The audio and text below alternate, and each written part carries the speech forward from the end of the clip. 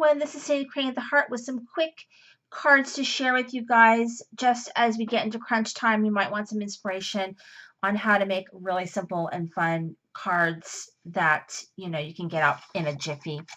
So I am using this stamp set, which is by CC Designs. It's the larger girls. I forget what it's called. I don't know. Something girls. But anyway, it's one of their new releases. Very, very cute. So I just stamped these girls and colored them out, cut them out. I cut 4 of them. I made 2 cards and 2 tags. Really, really quick and easy, mainly just using a simple card layout. The first thing I do want to share with you is a card that I forgot to share with my last video that I did, where I used these little pieces, which I had colored at some kind of thing that I was at.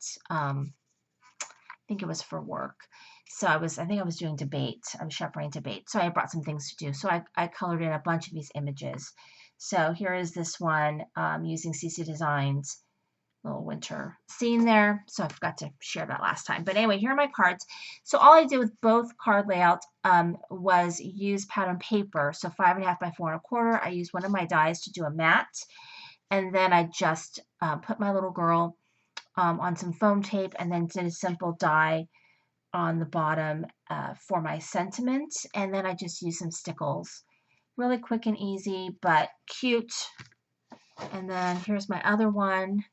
Same exact layout. It's a great way of using up your pattern paper, and just really simple and easy card. So those 2 cards. And then I did tags. So I always use my CC Designs, almost always use my CC Designs tag dies. And so this one I just layered bits on here to fit. I used a white, I think I used a white card base on this one, and then just cut various pieces of pattern paper that I had left. It's a great way of using up scrap so that I can make another tag here. And then I just layered my little girl on top, and then I just did the Mary part of the Be Merry using scrap.